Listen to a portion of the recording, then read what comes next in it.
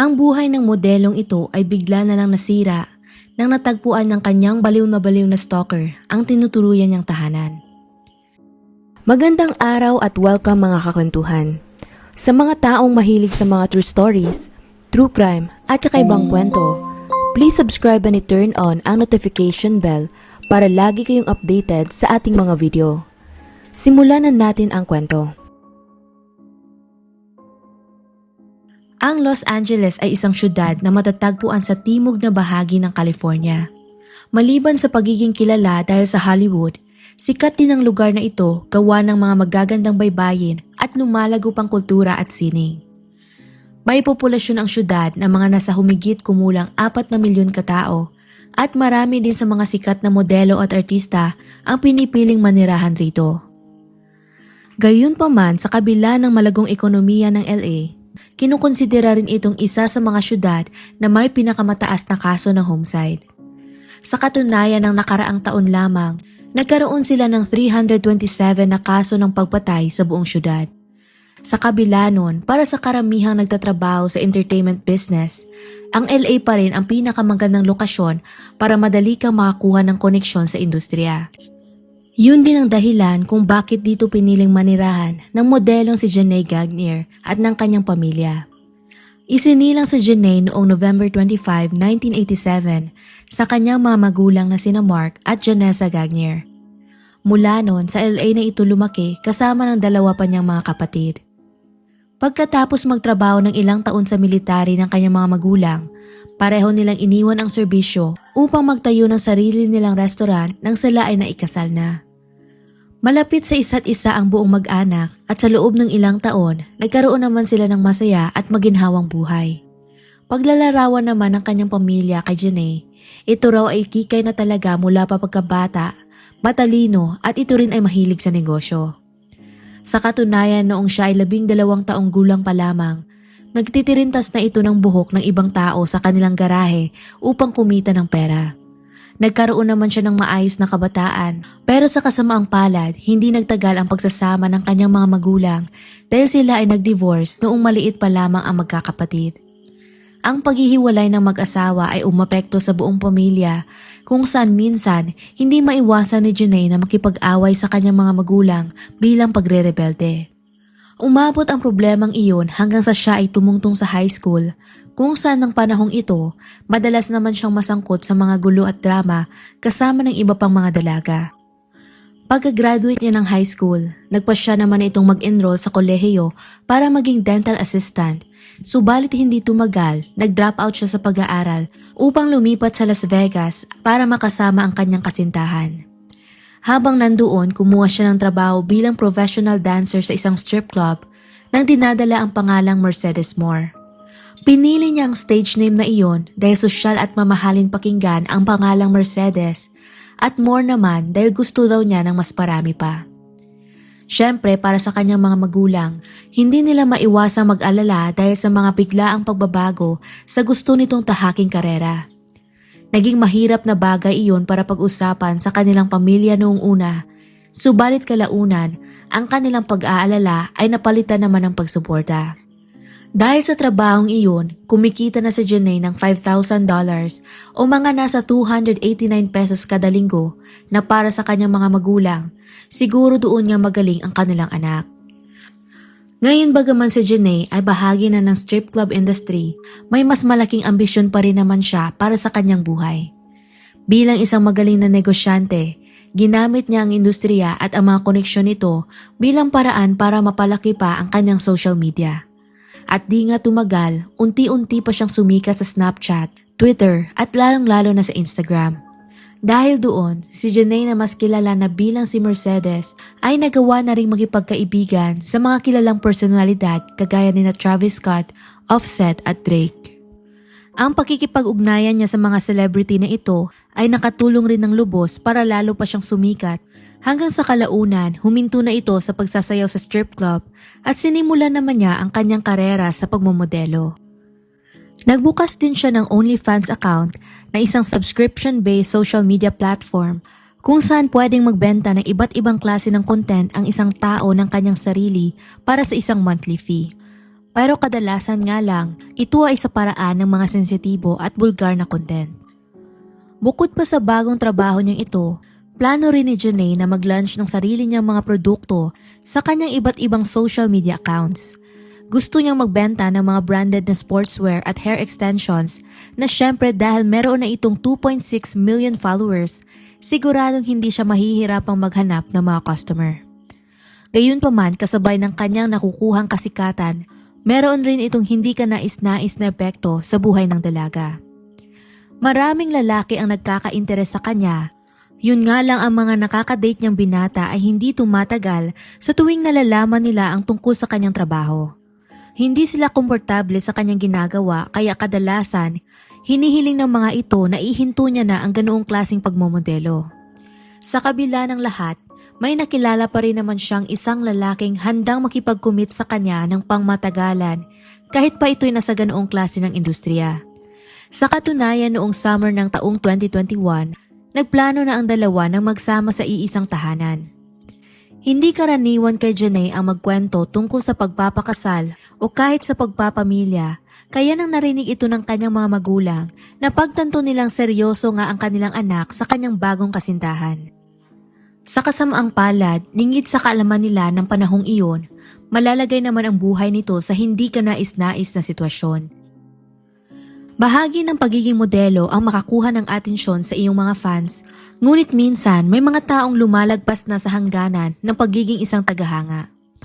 Isang halimbawa na lamang ay noong 4 na taon nang nakakaraan, may isang fan siya na nag-leak ng kanyang address sa internet.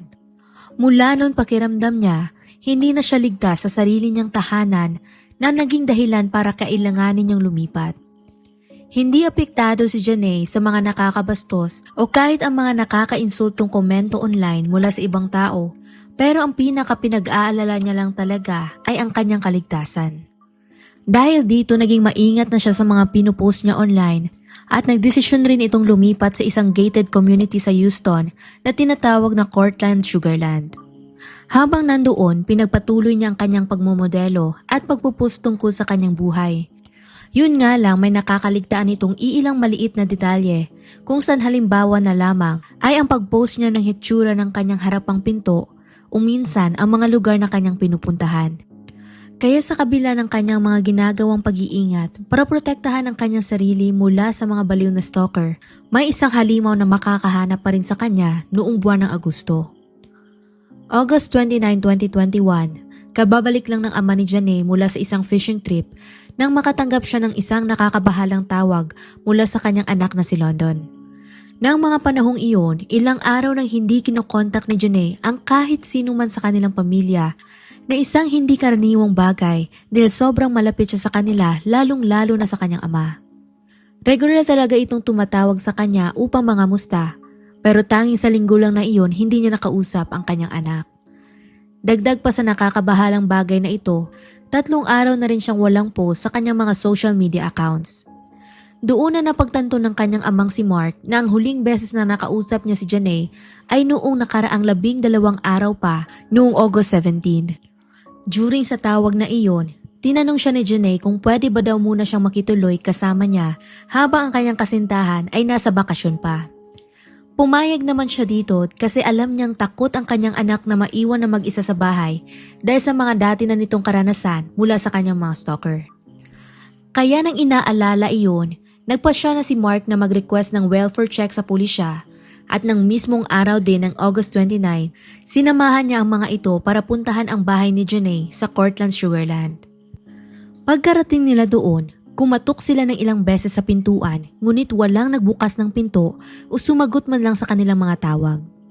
Ang nakakapagtaka pa, makikitang nakaparada lamang sa garahe ang sasakyan nitong BMW kaya sigurado ang kanyang ama na nasa loob lang dapat ang dalaga. Nang kinutuba na siya ng masama, doon na sila nagdesisyong sipain na lamang ang pinto para makapasok sa loob. Ang apartment ni Janae ay matatagpuan sa 2nd floor kaya kinakailangan mo munang dumaan sa isang hagdan para makapunta doon. Gayunpaman pagkabukas pa lamang nila ng pinto, bumungad na kaagad sa kanila ang isang nakakalungkot at karumal-dumal na eksena. Natagpuan nila sa pinakababa ng hagdan ang wala ng buhay na katawan ng kanyang anak. Ang mga paa nito ay parang nabali papunta sa kanyang likod habang ang kanyang mga damit naman ay punit-punit. Base sa pwesto nito, mukhang sinusubukan niyang tumakas mula sa kung sino mang salarin pero hindi nga lang siya nagtagumpay. Maaari ring nahulog siya sa hagdan at iyon ang dahilan kung bakit sumubsob siya sa sahig at nabali ang kanyang mga paa papunta sa kanyang likod. Samantala sa loob naman ng bahay, makikita rin ang maraming bahid ng dugo sa iba't ibang bahagi ng apartment hanggang sa second floor. Nang umakyat pa sila para tingnan ang mga kwarto sa taas, doon na nila napagtanto kung anong posibleng nangyari. Sa loob ng isa sa mga kwarto, natagpuan nila ang isang estrangherong halos naghihingalo na sa sahig habang may saksak siya ng kutsilyo sa kanyang dibdib na mukhang siya rin ang may kagagawan. At pagkatingin naman nila sa mga pader, pintuan at salamin, lalo pa silang nakaramdam ng kilabot. Ang lalaking ito na pinangalanan ang kanyang sarili bilang si Kevin Acorto ay nag-iwan ng napakaraming notes na nakasulat sa lipstick o kung anumang pentel pen. Ilan sa mga halimbawa ng kanyang mga iniwang mensahe ay na sana daw hindi niya na ito inibig at na sana nanatili na lang siya sa Florida. Sa isang pader pa, may nakalagay ring nakasulat na nagsasabing ginamit lang daw siya para sa pera. At sa isang kalapit na pinto, humingi naman siya ng patawad sa landlord at sa komunidad dahil marami raw siyang nasaktan. Pinaniwala di umano siya ni Janae na mahal siya nito, pero yun pala may suot na itong singsing mula sa ibang lalaki. Ang mga salaysay na iyon ay sapat ng ebidensya na nagpapatunay na si Kevin ay may motibo sa paggawa ng krimen. Pagkatapos basahin ang lahat ng mga mensahe sa pader, napansin ni Mark na unti-unti nang binabawian ng buhay si Kevin. Ang huling mga salitang narinig nito bago siya pumanaw ay ang pagsigaw ng ama ni Janae na nagsasabing ano ang ginawa mo. Pagkaraan ng ilang minuto, dumating din naman kaagad ang mga paramedic sa crime scene, pero sa kabila ng pagsubok nilang i-revive si Kevin, idineklara nila itong dead on arrival. Nabalot ng matinding kalungkutan at pagluksa ang pamilya Gagnier nang makarating sa kanila ang balita tungkol sa karumal-dumal na sinapit ng kanilang anak. Nadagdagan pa ang kanilang pasakit nang maraming maling balita ang kumalat sa social media tungkol sa tunay na nangyari kay Janae. May mga taong nagsasabing namatay raw ito sa COVID-19, AIDS, o di naman kaya ay dahil sa isang bayolente nitong sugar daddy. Pero sa kabila ng lahat ng iyon, hindi rin naging mabait sa kanya ang mga tao sa internet nang inilabas na ng mga otoridad ang totoong kwento sa likod ng kanyang pagkamatay. Nagtalo ang mga tao tungkol sa trabaho nito at marami rin ang sinisisi ang pagiging bahagi niya ng industriya. Kaya bagaman pinagdidiinan ng kanyang kapatid na matagal na itong minamanmanan ni Kevin, hindi talaga nila alam kung kailan ito nagsimula. Ang isang malinaw lang, si Kevin ay matagal ng tagahanga at taga-suporta ni Janae.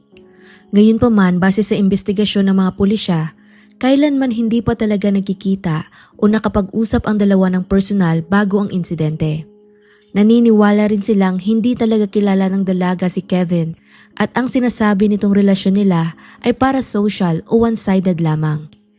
Ang ibig sabihin nito, isang tao lang ang bumubuhos ng kanilang oras, pera at effort para sa isang taong hindi naman sila kilala.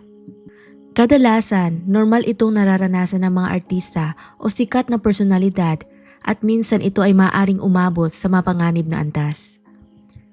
Ayon sa autopsy report ng mga labi ni Janae, ang ikinamatay ng 33 years old na modelo ay strangulation o pagsakal at ito rin ay nakaranas ng traumatic concussion na posibleng nakuha niya nang siya ay nahulog sa hagdan. Ayon pa sa isinagawang investigasyon ng mga otoridad, wala silang nakitang forced entry sa apartment na ang ibig sabihin hindi pa malinaw kung paano nakapasok sa loob ang salarin.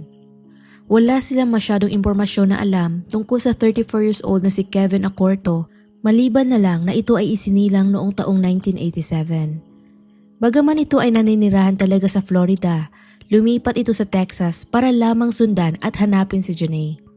Bago rin ng insidente, napag-alaman nilang kailanman hindi pa siya nagkaroon ng kahit anumang criminal record.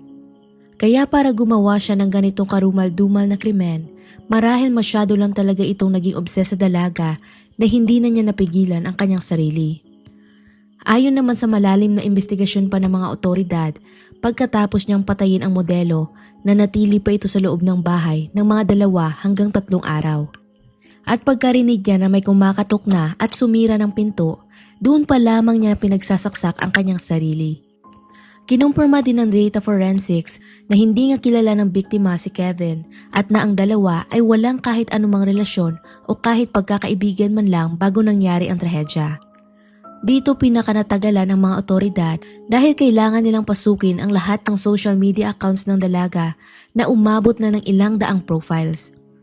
Ang isang katanungan na lang sa isipan nila ngayon, paano naman kaya nakuha ni Kevin ang address ni Janae kung ito ay maingat sa pagpupost ng kahit anong personal na impormasyon sa kanyang mga social media accounts. Isang teorya ng pulisya, maaaring ito ay sa pamamagitan lang din mismo ng OnlyFans platform. Nagcha-charge si Janae sa platform na iyon ng konting halaga para magkaroon ng access ang kanyang mga fans sa mga inilalabas niyang exclusive content. Bahagi nun, binibigyan din sila nito ng mga oportunidad para makapagpadala ng mga regalo at pera sa bawat post. Kaya paniniwala ng mga otoridad, siguro sa halip na mag-set up ng PO Box para matanggap niya ang mga regalo, ginamit niya ang sarili niyang address sa kanyang tahanan.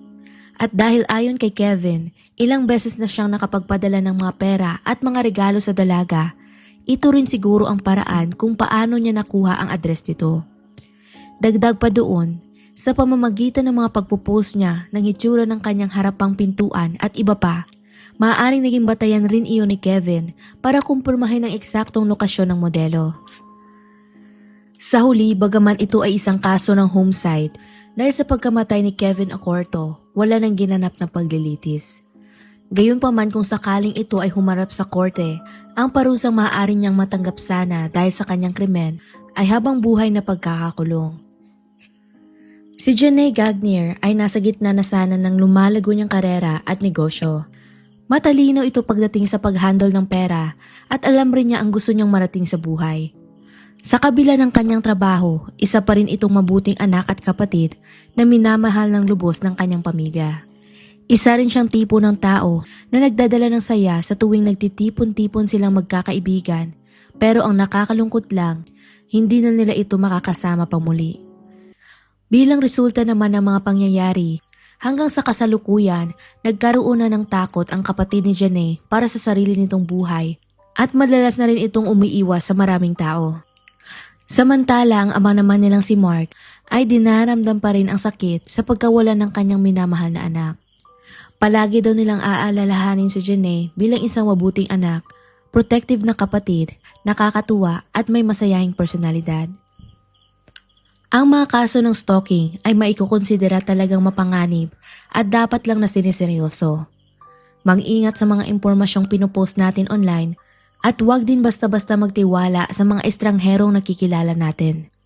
Dahil hindi natin alam, baka may mga tao na palang may mga masamang balak na naghihintay lamang ng tamang pagkakataon para umatake. At hanggang dito na lang ang kwento natin para sa araw na to. Anong masasabi ninyo sa kaso? Kung nagustuhan nyo ang video na ito, maaari mong i-check ang ating channel para sa iba pang mga kwento. Muli, salamat sa inyong pagkikinig at hanggang sa susunod mga kakwentuhan.